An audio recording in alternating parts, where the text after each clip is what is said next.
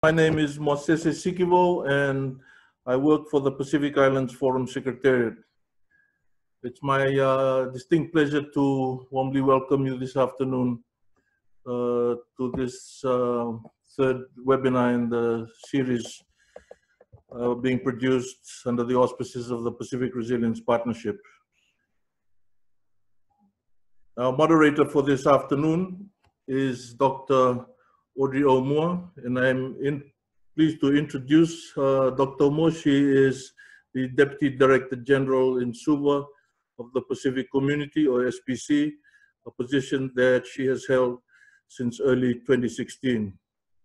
In her current role, Dr. O'Moore has responsibility for all the SUVA-based operations of the Pacific Community and the technical oversight of programming and strategic development for the organization.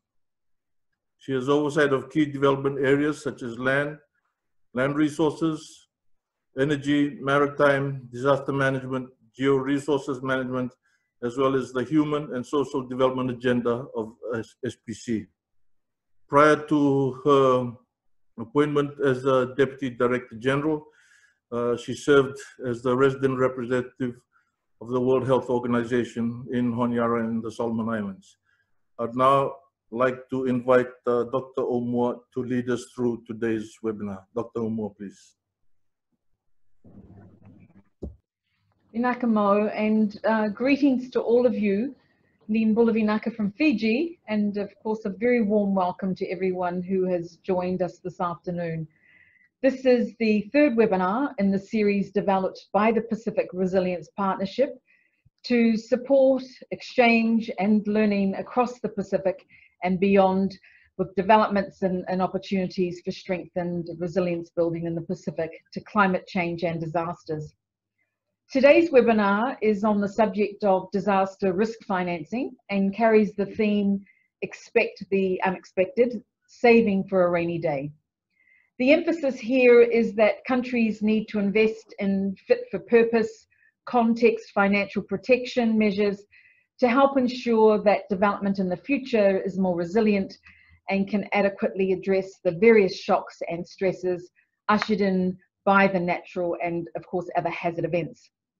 The webinar will discuss a range of issues, challenges and opportunities related to the efforts for increasing financial protection of the Pacific countries and territories.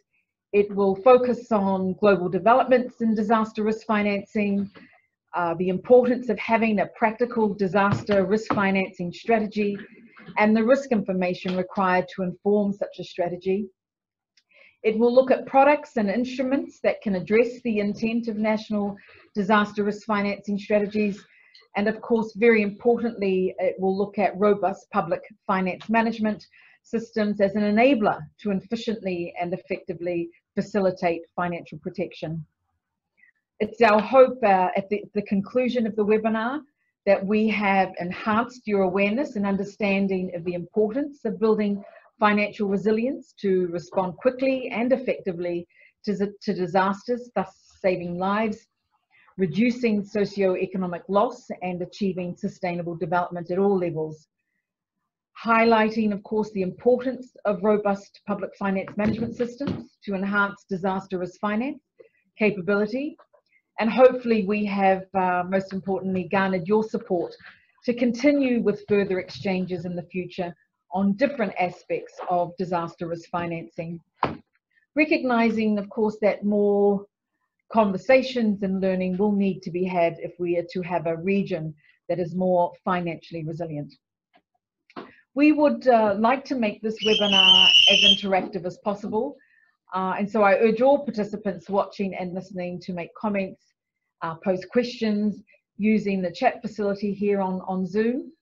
And our organisers during the course of this webinar will compile a few of the questions and comments and maybe share with us once our panel have all spoken. Hopefully we can address as many comments and questions as possible in the time that we have together. We have this afternoon 5 panel individuals who will share their knowledge and experience with us. So let's get to it. Our first speaker is John Plevin. He is a financial sector specialist working with crisis and disaster risk finance, the financial global team at the World Bank. John works in countries across the world to develop financial protection programs for governments, businesses, and vulnerable households. Prior to joining the World Bank, John worked for the UK government, advising ministries and developing programs for the financial management of risk. And prior to this, he worked in the UK financial sector in insurance and banking. So welcome, John, to the panel today. It's evening in the UK, so good evening to you. In Washington. John, the World Bank is a global leader in terms of, amongst other pursuits, supporting the disaster risk finance capacity, strengthening aspirations of developing countries.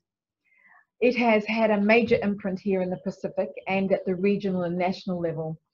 And starting in 2007, for example, the bank helped to establish the Regional Pacific Catastrophe Risk Assessment and Financing Initiative, which is really known to most of us in the region as PRP, which several of our island countries have benefited from through insurance payouts for cyclone impact. One of the recent cases was Tonga, which received US $4.5 million following Tropical Cyclone Harold in April this year. And the bank has also had several bilateral relationships with countries to help support their financial protection against disasters and the wider resilience of their economies. This year, the world was hit with the COVID-19 pandemic and our economies continue to suffer. In the Pacific, the COVID-19 related challenges have been further exacerbated from a few of our countries, mostly the Solomon Islands, Vanuatu, Fiji, and of course Tonga, by the impact of Tropical Cyclone Harold. So John, against this backdrop and given potential future risk scenarios related to climate change, which continue, of course, to be our largest threat, could you talk briefly to us about the major influencing factors to enable strengthened financial protection against disasters and some of the recent global developments that ministries of finance in particular need to be mindful of in strategizing for improved national financial protection? John, welcome again to the panel and over to you for your intervention. Thank you. Am I able to, should I turn my video on or shall I, it looks like I'm unable to do so. I'm happy to have it on if I'm invited, or otherwise happy just to speak. Here we go, perfect. So yeah, thank you for inviting me to speak. It's a very opportune time to talk about disaster risk financing, in my humble opinion. As you've said, the impact of disaster risk around the world has been magnified by COVID-19. I mean, firstly, it increases vulnerability. So governments and households have less money from reduced economic activity, meaning that when disasters do happen, they're less well placed to respond. There's also a direct influence on disaster impacts from COVID. And we saw this in Vanuatu following the Tropical Cyclone Harold earlier this year, when goods and services couldn't get into the country quick enough. So the human and economic cost of the disaster was increased as a result. So I suppose the message is that disaster risk financing is as important as it's ever been. But what can we learn specifically from COVID-19? Now, I like to think of COVID as an example of an unknown unknown. So I compare this to a known unknown, such as a tropical cyclone. So we know that tropical cyclones happen, and then we know that they can cause damage, but we don't know exactly when one will happen, and we don't know exactly what the cost of that one will be. But with COVID, we didn't know what we didn't know. We didn't know this kind of thing could happen. I think in most countries, we weren't prepared for it. So what can we do to make our disaster risk financing resilient to such unknown unknowns in the future, whether they be pandemics or whether they be other disasters that we haven't even thought of? So we go back to the core disaster risk financing principles, I would say.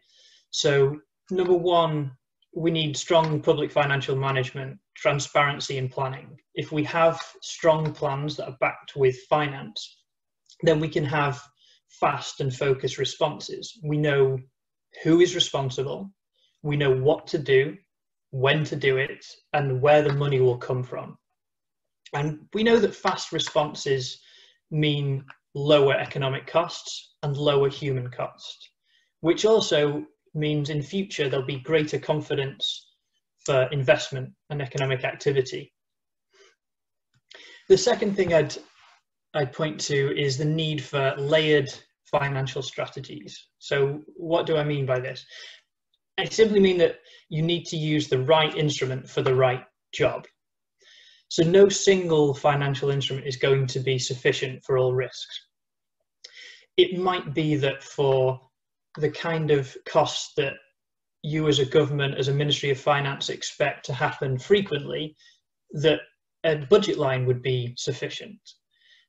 For the kind of disasters that tend to happen every 2 years, 3 years, less and less frequently, putting aside some money in a disaster fund might be the appropriate measure. But then putting aside money in essentially a big bank account for disasters that are huge and happen once in every 20 years, once in every 30 years might not make sense. So this is where we think to use contingent lines of credit or insurance. And then the final thing I point to is the real value of mutual support with the private sector that we've seen in a number of countries following COVID. We know that businesses create jobs, create economic growth. And so countries around the world have been looking to schemes like credit guarantees to encourage lending in the sector. And there's a role for disaster risk financing there. But also there's a lot that the private sector can do to help the public sector also. And so with the right partnerships, you can develop insurance markets that allow households or allow businesses to become resilient financially to natural disasters. So I think those are some building blocks for strong disaster risk financing. But just because we know the challenges and just because we know the elements of the solution, it of course doesn't make it easy. Some problems are technical, such as understanding the impact of disasters and how they can be financed. And some are political. So what are the priorities for a finite amount of resources? Who pays and for what? These are all hard problems, but we have the institutions, technologies, and will to solve them. Excuse me. I would point in particular to advancing technologies. So satellite data is improving rapidly, and we can use this for disaster risk financing through remote measuring of rainfall and wind speed. And this is something that we're taking advantage of in our work with PRP at the moment to develop understanding of excess rainfall and drought in the region. And this moves me on nicely to data, and I believe Litea will be talking later about what SVC have been doing to help understanding of assets at risk in the Pacific. We have risk modelling of tropical cyclones and earthquakes, and then we also have the great resources that come from risk pools, and we're going to hear from Lotu a little later on, I believe. So perhaps I can talk in general or from international experience before I wrap up.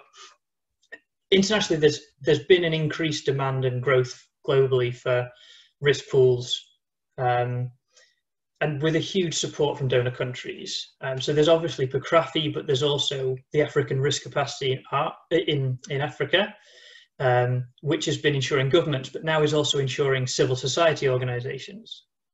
There's CDRIF in Southeast Asia, which will soon be launching insurance for flood risk for South Asian countries and working to develop an understanding of risk financing. And then also CRIF in the Caribbean, which has been developing new products to meet different needs, such as fisheries insurance. So I'd just like to finish with a question for those on this call. In the Pacific, what can we learn from experience locally and also from around the world? There are the support and facilities in place, and we see many organisations represented on the call. how can you as ministries of finance get the most from these organizations? What do you need as countries? Is this coverage of new risks from insurance, new products entirely, or is it just greater technical support and information? So yeah, that's what I'll leave you with, and thanks again for the opportunity to speak. Great, thank you, John, really for setting the platform for the webinar, and particularly for sharing with us some of the other global initiatives that are taking place that no doubt we in this region can learn a lot more from. Let me now turn to our second speaker this afternoon and invite Letea Boykoto, who is the Disaster Risk Reduction Team Leader for the Disaster Community Risk Program in the Geosciences, Energy and Maritime Division here at SPC in the Pacific Community. Prior to this role, Letea held the SPC Pacific Resilience Program Manager and Senior Advisor Risk Reduction role, and Letea has been incredibly instrumental in the implementation of the initial phase of the Pacific Catastrophe Risk Assessment Finance Initiative that has led to the development of the Pacific Risk Information System. Letea, we've heard from the World Bank, and John has shared some of the key points that he has deemed necessary for sound financial protection in the Pacific. And we also know that in order to have some of this, there is a wealth of data and information so much needed pertaining to our levels of risk that is needed in advance. So our question for you today is what is the risk landscape like across the Pacific? What types of information is available to assist countries to better address some of the financial protection strategies? So welcome to you, Letea, and welcome to the panel this afternoon. You know, for the last couple of years, we've been hearing that the Pacific is one of the most at-risk regions globally. And if you try and unpack that, you suddenly come to realize that at the top of this list of most at-risk countries, is Vanuatu.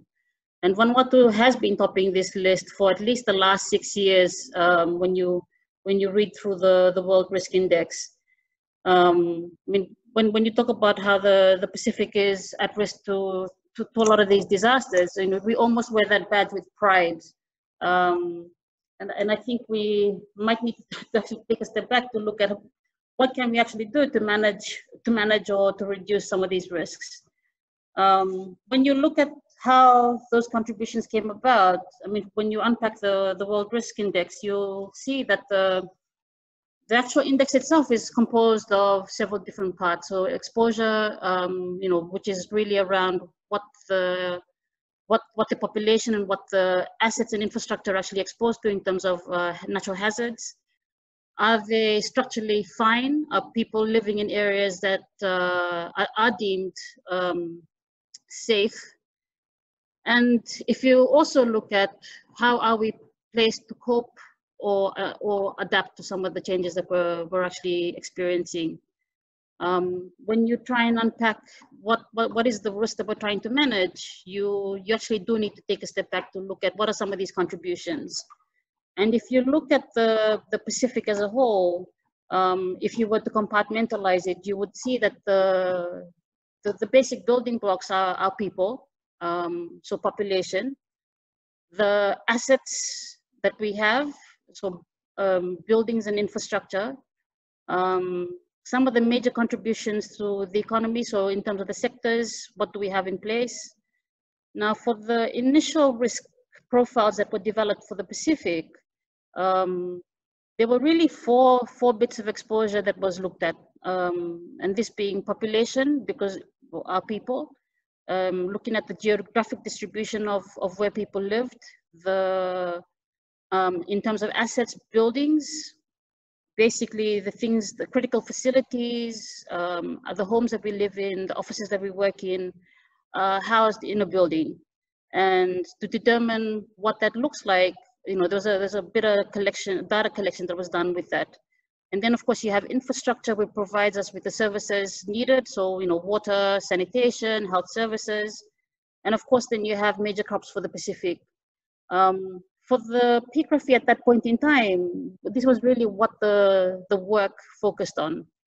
And in terms of what existed in the early days, there was really quite a bit that had been done already, but very little of it was actually available and accessible to the work that we did. So there was a lot of work around trying to understand what were the basic building blocks of standard buildings in the region. Were they built to a certain standard?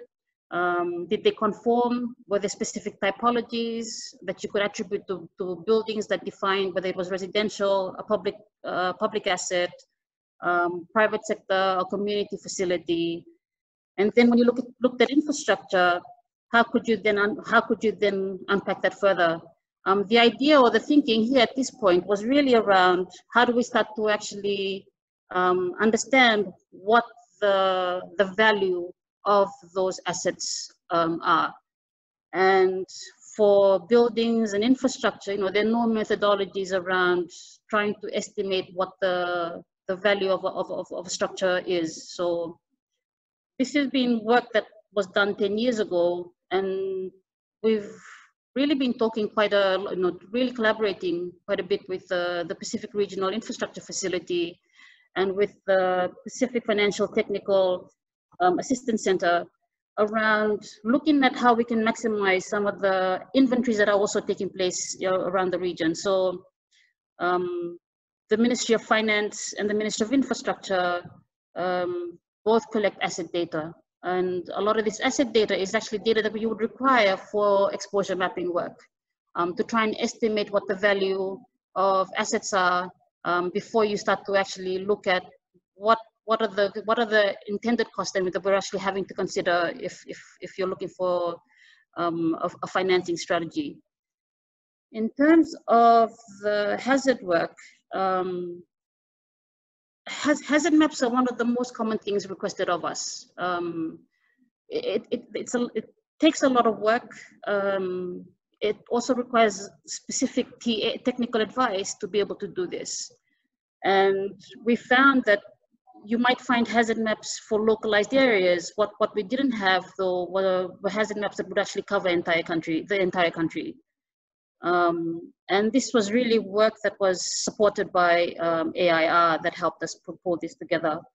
So the results of the initial disaster risk assessments under PRP are actually open data sets. And these are available online for people to access. You can also come and talk to me. I mean, I'm based in Suva, but an email that will actually help unpack some of this work that's already been done. I think I'll stop there. I've just seen a minute come up from Mosese. Thank you.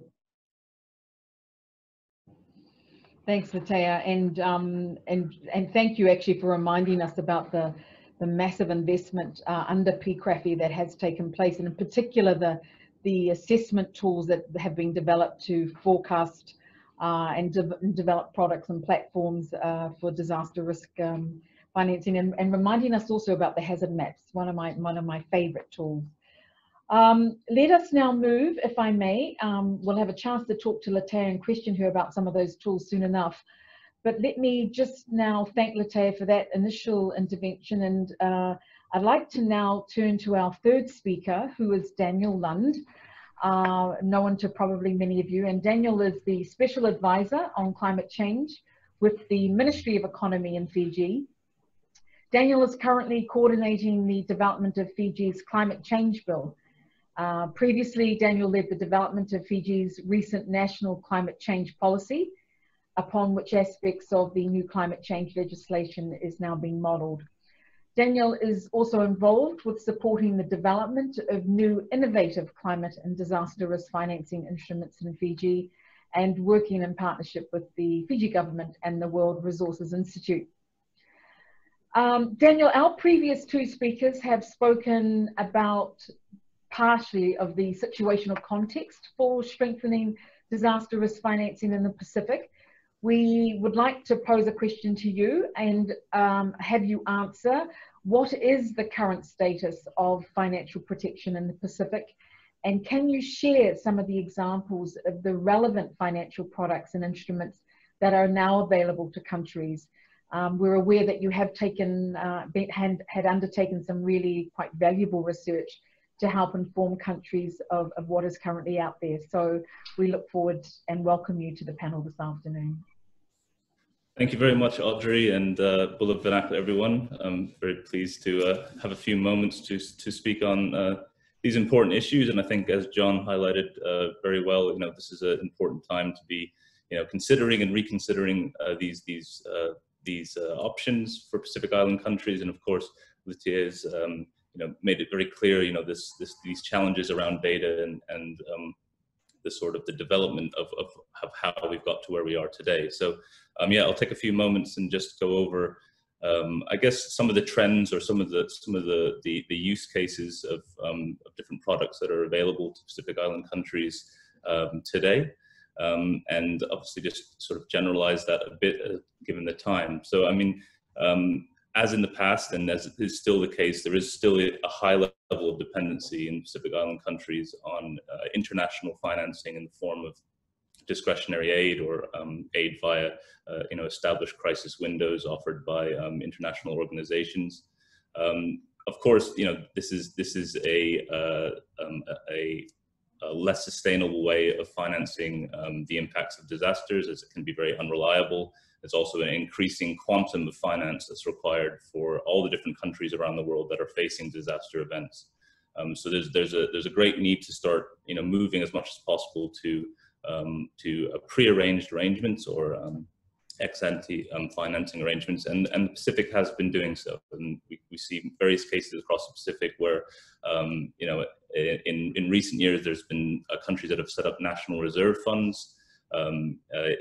These reserve funds have had different challenges. In some cases, funds are set up, but they're not necessarily topped up consistently, meaning that there's not necessarily enough liquidity for national reserve funds to always, be a legitimate way to respond to events. And there's also been a diversification in the way that countries retain risk in addition to national reserve funds, and in some ways in the place of a discretionary aid and finance through contingent financing agreements with international financing organizations such as the World Bank and the ADB. So Asian Development Bank have policy-based contingent financing arrangements, and the World Bank have catastrophe drawdown options as examples. There are others. But these arrangements are becoming more popular, and across the board we see the majority of Pacific Island countries engaging in one or two of these instruments, as they provide a very straightforward way to pre-position finance that can be made available when a disaster strikes or a national emergency is declared. On top of these products, there's a great need to go further and be able to transfer risk. So of course we have the sovereign parametric insurance is offered by PRP, which we'll hear more about soon from Lotu, which again is, it's an innovative option that, enables governments to pre-select different triggers that will then lead to payouts, and, is an important way to buffer the existing financial exposure of countries, but also as a way to combine it with these other instruments that are in place.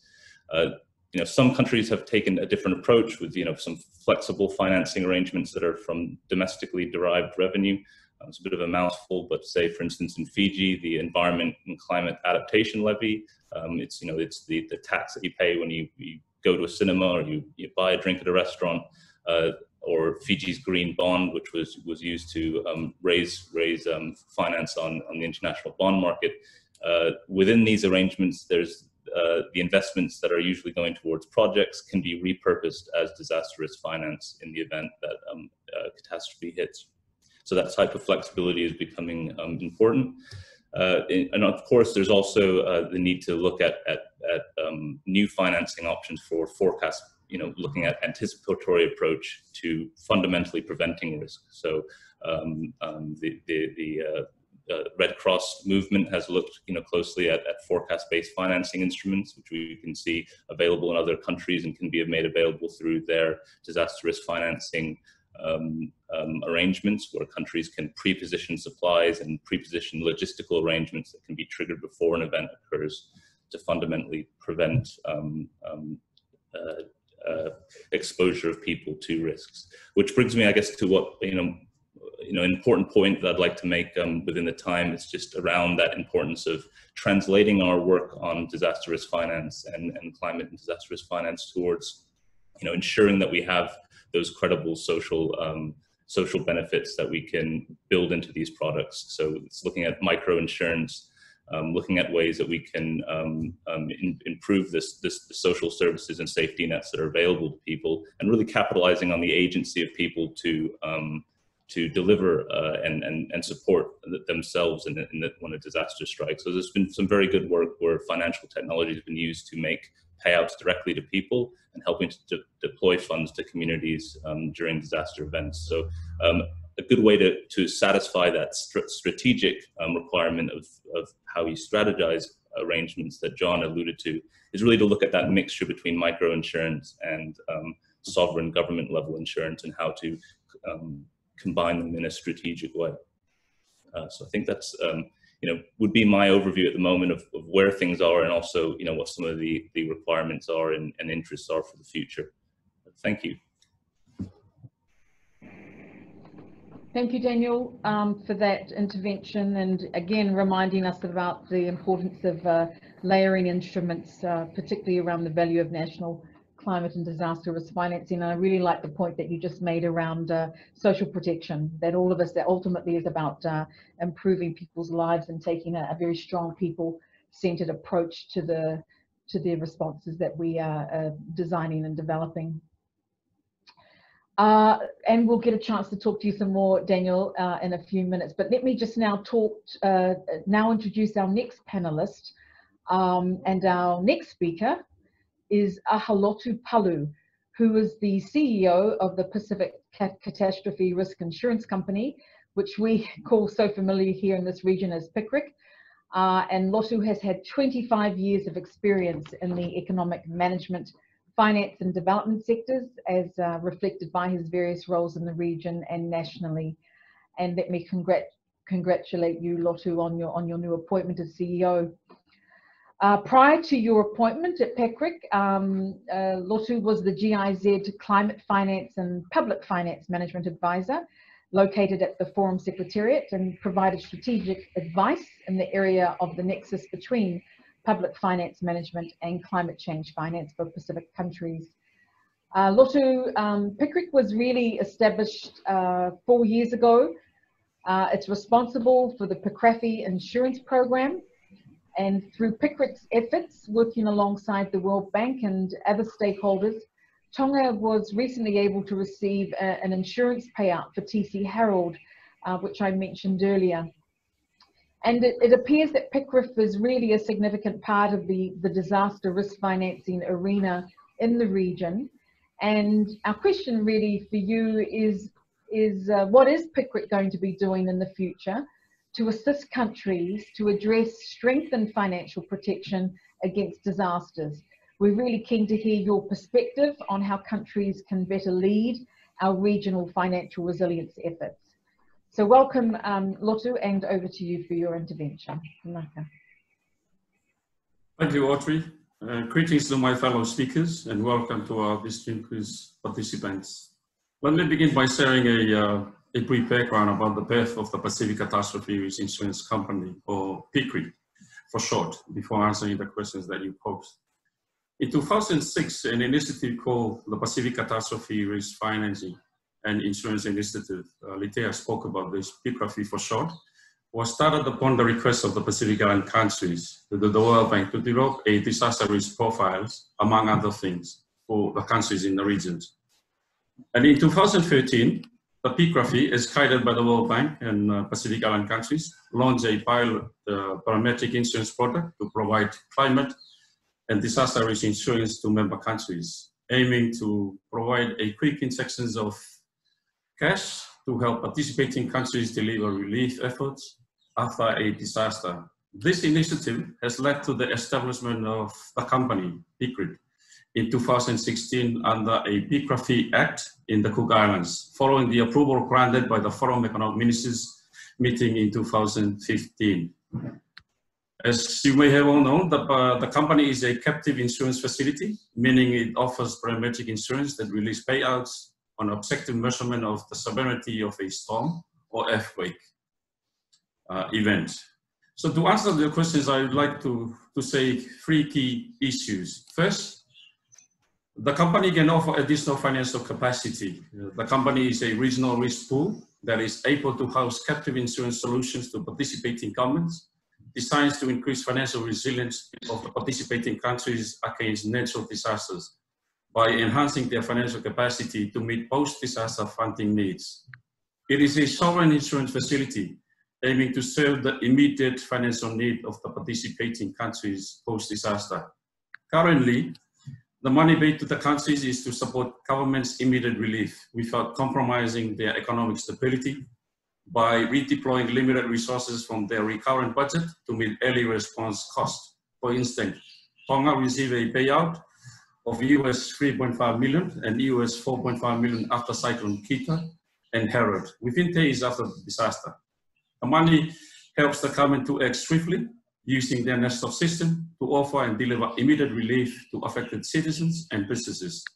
Second, the company can also assist country in terms of integrating disaster into their national system. The company existing insurance offering aim to meet the various countries' risks and demands with a primary focus on the response component of the disaster risk management cycle. The company is seeking to invest in providing additional disaster finance instruments such as joint saving facilities, technical assistance, and support for the local insurance market, as David and John spoke about, both relating to immediate sovereign response cost needs, but also in understanding opportunities for products that help to cater to other disaster risk finance gaps. While currently the company has some sort of limitations in the scope of product development, it can offer, there are significant opportunities for the company to support market development, institutional building, and capacity building in the area of disaster finance, disaster risk finance, and public finance management nexus.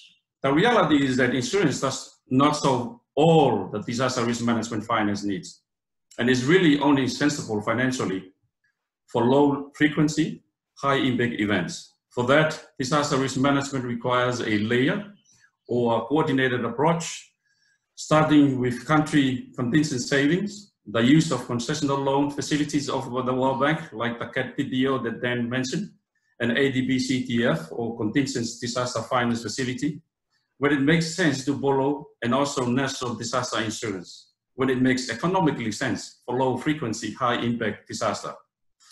Each financing type has its distinct advantages and disadvantages, and a well-coordinated disaster risk finance strategy can look to utilize a range of products that are designed to integrate in order to minimize the disadvantages of relying just on a single product type. Third, the company can also assist countries with product development. The company is currently undertaking country consultations with participating and non-participating members, listen to their views and needs in order for the company to adapt and offer contextual financing instruments to support country efforts in dealing with post-disaster immediate relief situation. This will help countries sustain development gains and be able to deal with the impacts of the natural disaster. With the known state of maturity in these product and markets with the regions, having a stable space for developing pilot solutions and refining products and the underlying data and models needed to support them is critical in ensuring disaster risk finance products in the regions are on a pathway to success in the future and do not remain inaccessible to the nations that need them. To also touch base on the second part of your questions, Audrey, first I want to say another, additional 3 points. One, the country needs to develop an inclusive and comprehensive disaster risk finance strategy. Countries may be able to help by producing disaster risk plans and assessments which indicate cost components and plans required for various layers of disaster risk management finance and preparation activities. Financial protection plan can be drawn from the national strategic plans of all countries, and it can be used to inform regional coordination plans which donor or partners may be better able to consider how to provide finance to support DRM activities. If those disaster management plans are framed similar to a business plan, indicating the objectives that can be achieved with various types of funding toward greater resiliency in the face of what seems to be increasing and more intense disaster, then partners can consider the best way to provide funding support. Second, countries should invest in more access to data EC. There is no doubt countries may be able to help by investing on data systems to support the various items in a DRM plan and to help guide funding decisions about which type of DRM financing programs and instruments provide the greatest value for money. The upgrade to the Pacific Risk Information System, as Litea mentioned, and your support for ensuring other important data on disaster and climate risks and changes in the exposure is made readily available to stakeholders is important. Third, and lastly, countries need to be more open-minded about what success looks like. The DRM programs may also be framed within specific SDGs and tied to the funding which is being set aside by donors and partners to promote specific progress towards various SDGs targets that link to the national development priorities. While continuing to look at pragmatic ways of balancing what success means to all, stakeholders can continue to find those opportunities where meaningful progress can continue to be made. Not everything will be perfect on day one, and having a vision for how we can continue to build on the great work that has been pursued and will be done is important to continue to strengthen the region's resilience. Thank you, Audrey, and happy to respond to any questions from the floor. And I have a couple of technical advisors online with me, just in case if there are technical questions posed to us. Thank you for the opportunity. Thank you, Lotu, for that intervention, and it was very rich and information heavy. And you know, my sense is that PICRIC is really one of the existing sovereign insurance facilities serving our region. And I really like the point around the reality being that insurance doesn't solve all the DRM finance needs. And I encourage all our ministries of finance that are on this webinar to think about what questions they may have for PICRIC when we get to question and answer time. Thank you again, Lotu. I'd like to now turn to our final speaker and panelist. We've heard now perspectives and insights from both the global as well as the regional level. And our final speaker is Sam Yeremia, the Assistant CEO of the Economic Policy and Planning Division at the Ministry of Finance in Samoa. Talo for Sam, and welcome. Before this, Sam was the Finance and Administration Manager at the Scientific Research Organization of Samoa.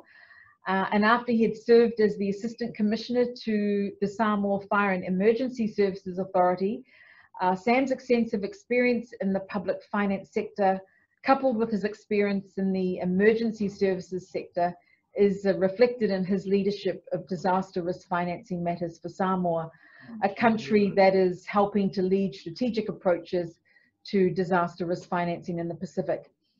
Sam, a few of the previous speakers have discussed the factors that are important to sound financial protection and the kinds of products available for countries. In order for countries to capitalize on these available products, we are aware that the necessary systems, structures, and processes really need to be in place. So given your role in the Ministry of Finance in Samoa, could you talk with us, please, about how can robust public finance management systems support the strengthening of national financial protection strategies against disasters? Why is, in other words, PFM a necessary precondition for financial protection? So Talof, and welcome again, Sam, and over to you for your intervention. Aftaitele, Audrey, warm talofalava to everyone acknowledging our organizers, PICRIC and Pacific Community and the PIF's office. Talofalava from the beautiful island of Samoa. As you can see, I'm in a conference room. We're still blessed to be COVID-free. First of all, before I answer your question, Audrey, I'd just like to update everyone joining us with what Samoa is currently doing.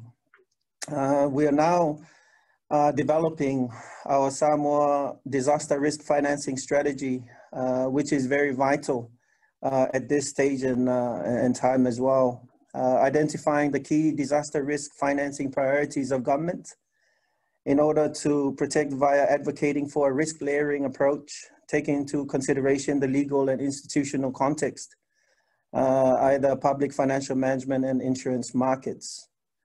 It is also important to hearing other speakers talk about the different financial tools and also some of the financial instruments that countries should actually look at putting in place in order to know, as John mentioned, know the unknown.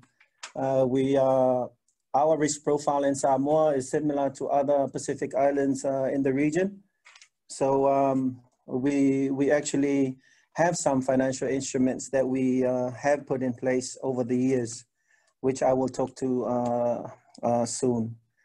So what we are currently working on, we start from our national planning framework, where we look at having this disaster risk and also the impact of climate change filtered through all the sectors in the economy, having our wide sector-wide approach in order to mainstream this risk, identifying the risks through the different sectors. So through the disaster risk financing strategy, this will actually try and consolidate all our financial instruments into one document that actually will inform a decision making for our leaders to identify what is the right layering approach that government should take, what is the best, analyzing what disaster is happening, the cost of that disaster severity, and then look at our financial instruments, which one we do have in our annual budget, what we call unforeseen expenditure, which is 3% of our appropriation every year. We also have,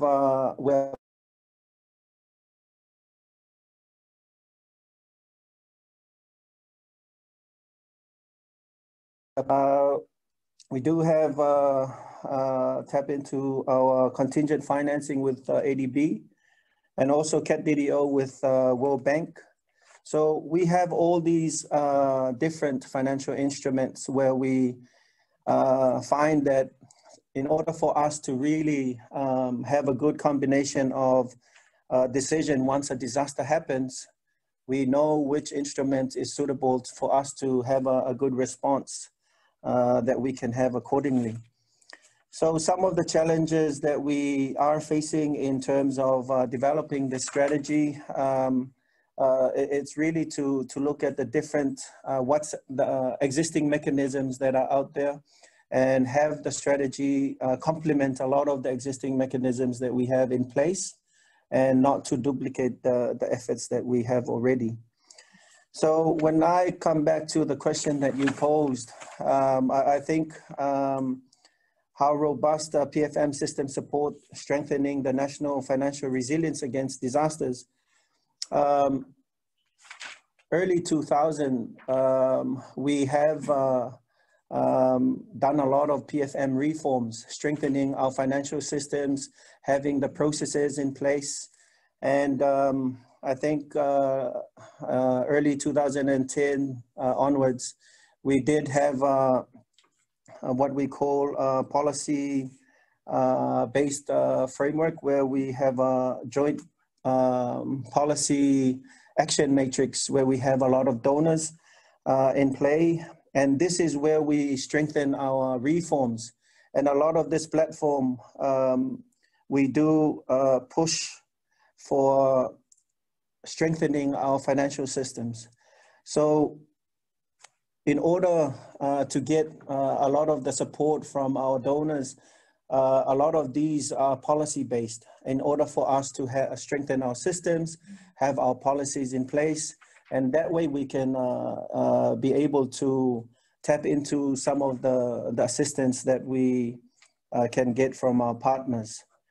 I think one of the important things, since we had the epidemic at the end of 2019, early 2020, and the impacts of COVID-19, we have mandated in our procurement guidelines that once we are declared state of emergency, we do have the opportunity to relax most of our procurement processes.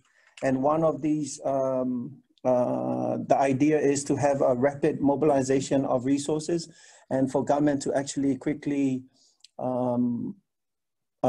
get the reach and respond to the people in need. So having a good, robust system in place, I think we never let go of being accountable to our people and also being accountable to our donors. I think whenever a disaster happens, I think COVID has not only given us the opportunity to look at other and discuss with our donor partners other opportunities for new and different instruments. It has also given us the opportunity to really look at our existing financial instruments and being able to determine how we can make a good mix of these instruments so that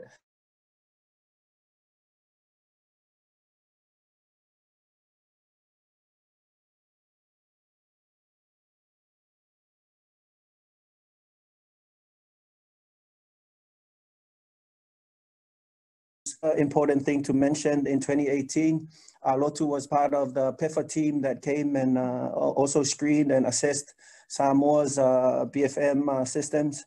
I think that is also an assessment of how robust Samoa's financial system is. We are now just finished last week PEFA climate change focus, which also can look at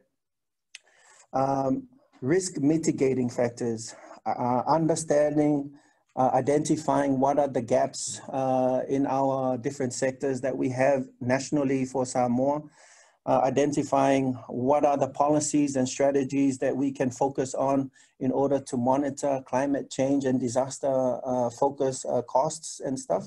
And also by identifying these gaps, build the resilience that we can focus on in order for us to budget and plan for the unknown and the known that we did mention before. So I think these are some of the examples that we did. So for example, in the way we actually actioned some of the financial instruments, in Samoa's response to the measles outbreak at the end of 2019, early 2020, we did activate our unforeseen from our local recurrent budget and also tapped into our CAT-DDO World Bank facility. And that assisted us in order for government to respond accordingly in that disaster. For COVID, that has really allowed us to look at, advancing to tap into all our existing financial instruments. But at the same time, because this is the unknown, we have to discuss with them what are some other opportunities that we can tap into going forward and how can we build resilience in this sort of pandemic. So I think that is stopped there. I think I've over time, but that is what Samoa is actually working on. And again, we reiterate how important having a robust PFM system. And we didn't do this in the last decade.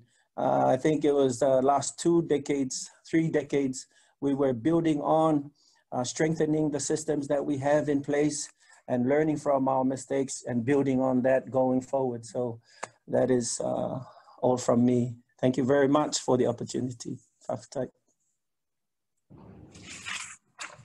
I love it, Sam, and thank you for really providing this perspective of country experience. I mean, I think this is exactly the kind of information and intelligence we so desperately need to understand, is the reality of for what it's like for ministries of finance at this point. And I really like the point that you made around the strategic work that Samoa was undertaking around the sector-wide approach, understanding what the risks were more broadly, and of course the reality of both the measles and the COVID experience in relation to your financial instruments. So thank you for that.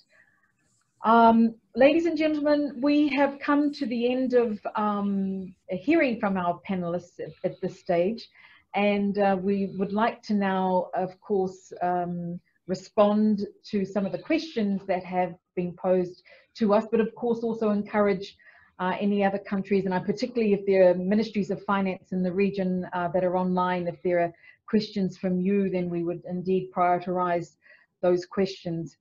But we have, I see, one or two questions currently on the chat. One from Carla, and I see there's also another question from Exley, and maybe they're quite similar in context. But Daniel, I wonder if you could respond to these questions and maybe combine them both.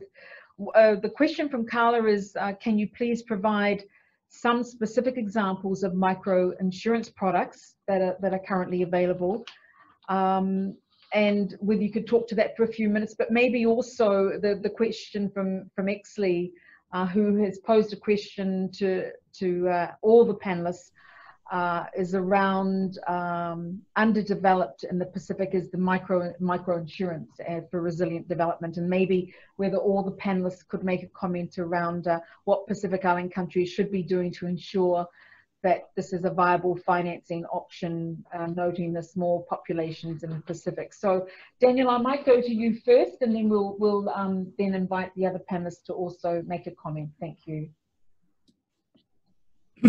Thank you, Audrey.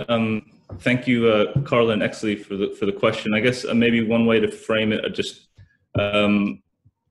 you know, the broader kind of issue when we were looking at sort of social protection. Obviously, that's a much wider discussion. When we think about social protection, we're talking about everything from, you know, how much expenditure there is on healthcare, you know, the provision of sort of unemployment, you know, benefits. And then also, you know, how governments support people directly when disasters strike. So the story around social protection, you know, it varies obviously between countries, but, you know, generally in the Pacific, I think most countries are investing between 1% to 2% of GDP into social protection, excluding healthcare. So, you know, that's a relatively low expenditure in terms of GDP into social protection. And then also when we look at healthcare, you know, on average, you know, Pacific Island countries are spending around, you know, $500 US per person per year, which again is sort of about 50% the global average. So when we start thinking about disaster events, you know, there is some rationale, you know, from COVID-19 and other reasons to really be broadening that discussion to think about these gaps that essentially do drive up the vulnerability of people, but then also looking at the role that government can play in, you know, specific social protection actions around disasters, given that we have so many, you know, communities that are directly vulnerable to insurance or to disaster events, and are ultimately in remote locations in a lot of cases.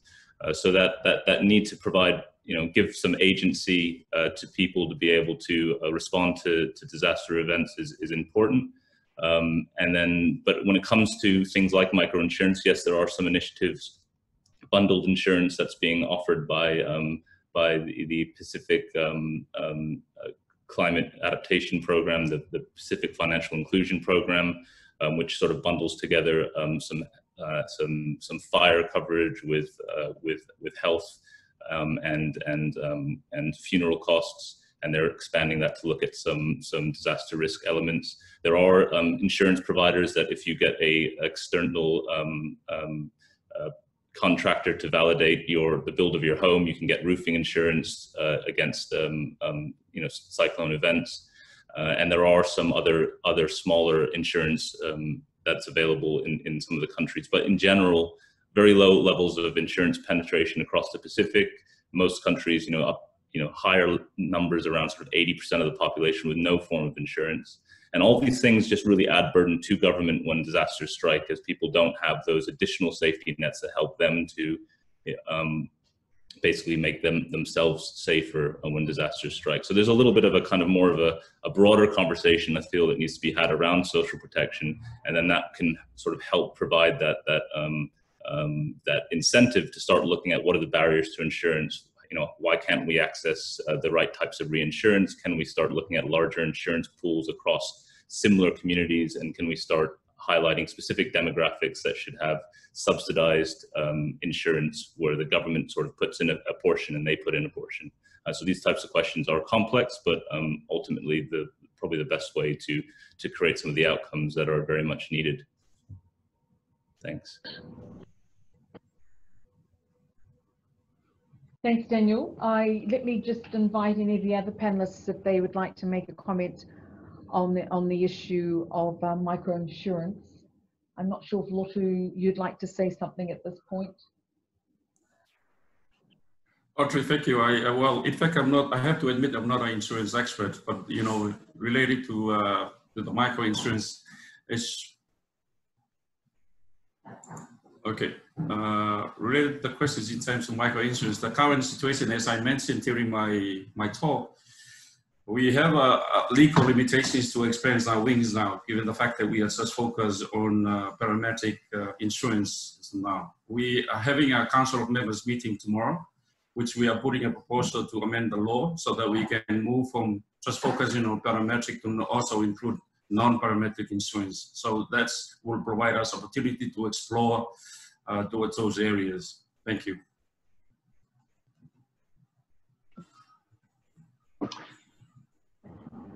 Thanks, Lotu. Look, I've just been instructed that time is running out at this point, and I'm now beginning to see that there's quite a few questions coming through. And let me just invite those who do have many more questions to feel free to reach out to all the panelists, but in particular, of course, to both SPC and the teams that are across SPC and, of course, the forum. Let me, at this point, just invite all the panelists to make some concluding comments, if they may, before I wrap up very shortly. So, John, can I come back to you and just ask you to make a few comments, and I will invite all the panelists just to make some concluding remarks. Thank you. Yeah, absolutely. Happy to. I think I covered the points that I intended to share earlier. Yes, I will start my video. Yeah, I think I covered my points earlier. I mean, just looking at one of the questions, which is a particularly difficult one, which I think is very pertinent and might give me an opportunity to summarize. So the idea that ideal financing options should avoid adding to the debt burden of PICs, and whether insurance makes sense, etc. I mean, it's a really, really difficult question. It's the difficult question that ministries of finance development partners face around the world. And I think this is very much the context from which these CAT DDOs and similar instruments from other organisations were developed to cover these more frequent events. In terms of, I think it's important to say these financial instruments are effective when they support plans and when they support rapid action, with the idea being that if you have the right financing strategy and it supports the right action, then the economic impact over the short, medium and long term of natural disasters will be lower. Economic activity will be higher, so that the long-term trade-off is there in terms of long-term reduction in debt. I understand that it is a lot harder conversation in the short term, but around whether insurance makes sense, I think it does, but I think it does for the right risks. I think it's a matter of, if you have a tropical cyclone or an earthquake of the order of magnitude that might happen every 30 years, every 50 years, that's getting money to respond quickly to that, to support the population, to start to rebuild the economy so that you aren't continually losing money, continually losing lives perhaps. Getting that money from any other source is going to be slow and or expensive. The benefit of PCRIC insurance is that it's quick, and the alternative of trying to put aside that amount of money just in a rainy day fund is just not possible. Whereas insurance companies do have the pretty much unique capacity to be able to do that in a fairly cost-effective way. So that, yeah, I just thought I'd pick up that question because I thought it was a really important one. I didn't want to leave it unanswered. Thanks. Thanks, John. May I invite Latea to make any wrap-up final comments? Thanks, Latea. Hi, Vinaka. The only thing that I probably say, the narrative around risk-informed development or evidence-based decisions is based on risk information. You know, that there is a need to actually understand what those disaster risks or climate risks are in order to actually minimize or to treat them. That's really all for me, Naka. Sam, any final comments from you, please? Talofa again. Thank you, Audrey, for the last opportunity. I think to conclude, I think disasters are becoming an integral part of our lives with climate change as the global topic at this stage. We have incorporated climate and disaster risk resilience as part of our development strategy, national development strategy. And this does form a great part of ensuring our long-term vision, which we are also drafting at this stage for the next 20 years. I think the DRF strategy that we're working on to finalize will have a good guide that will ensure we efficiently use our resources wisely. And also we'd like to ensure that the private sector and our communities are also playing their role to try and mitigate the risk going forward. I think one of the important things that we need to look at is any possibility in starting a conversation with insurance companies nationally or regionally to provide suitable products that can reduce the risk, which can be at the end be borne by governments of respective countries. I think the government of Samoa is also working through its sector-wide approach, as I mentioned, to mainstream disaster risk, which is really important for us building resilience in the respective sectors in our economy. And lastly, I'd like to acknowledge our organizers. Thank you very much, Audrey, and also acknowledging our participants here with me in Samoa, our climate resilience investment team, and also our finance sector team here, and also from Ministry of Finance, Faftai Lava. God bless, Faftai. Thanks, Sam. Daniel, I was going to ask you to make some final comments, but I've just seen this question come up and I'm wondering now if you don't mind responding to it. But it's one from Exley, and it speaks and asks the question in relation to ideal financing options in the region and what should we be doing to explore that. The question that Exley says is he's interested to hear views on whether Pacific countries, where Pacific countries will get the funds to save up for a rainy day in the midst of competing priorities at the national level. And also, do you think the magnitude of payout from existing insurance facilities in the Pacific is worth the amount set aside as premiums? I know it's a big question, but I'd be interested if you wouldn't mind reflecting on the first part of that. Thank you. Thank you, Audrey. Thank you, Exley. Yeah, obviously these are big questions and not ones that I have precise answers to. I'd say probably even less so now, you know, in the context of COVID-19 and the kind of compound risks that we're facing. You know, I think one thing's for sure, you know, the traditional disaster logic where, you know, it's a shock, you know, followed by response, followed by recovery.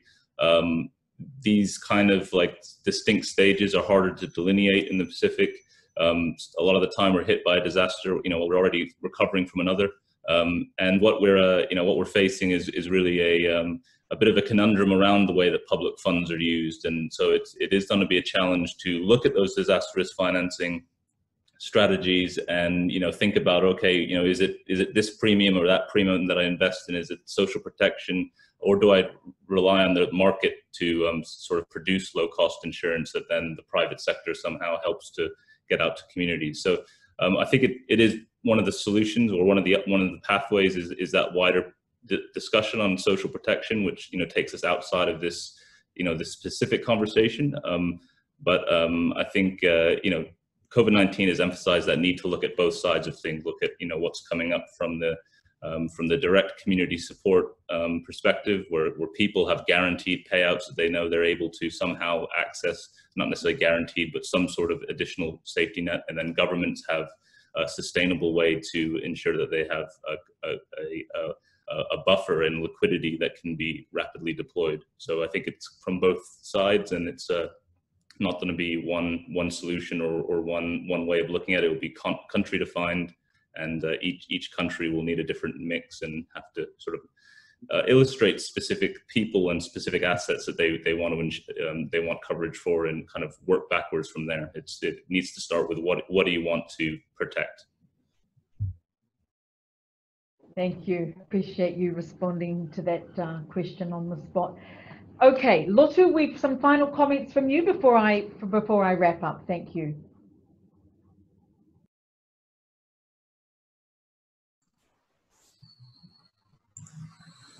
Thank you, Audrey. I think we have to be clear, and at least understand the reality is that the region is currently facing with a challenge of not having a sustainable financing. That's the biggest challenge that we are facing as a region. Much of our domestic financial mobilizations, much of our domestic financial mobilization is via taxes and non-tax collections, and it can be painful most of the time, because if government continues to milk the skinny cow, that's a painful way of trying to mobilize additional resources locally, because you are facing only a few businesses, and if the economy is not really growing. So this is also related to the question posed by Exley, looking at insurance facility, what are the options available from them? It comes down to some of the experience that based on the reading that so far that I have done, it's affordability of premium versus payouts. The current situation is now, there are still a lot of technical misunderstanding of what the company can offer to the region. So we are reaching out, try to explain to them, re-engage with them to explain the technical bit when it comes to the modeling that we currently using now, so to trigger the payouts. So those are the biggest issue. But I think going forward, I think for the countries and even regional organizations to cooperate and start a conversation on what options are available out there, so that we can offer cooperatively, rather than going in the silo in the country that may create some sort of confusion on the ground. So going forward, I think to be sustainable, I'm thinking insurance facility or risk pooling, that's an option I think that we have to pursue, like the current offer now that we have been offering to the countries under the company. Thank you, Audrey. Thank you very much. Well, colleagues, I think we've really come to the end of the webinar, and you'll agree that it's been a really content-rich hour of discussion, and so much has emerged from hearing and learning a little bit about what is not only happening in the region, but also globally. There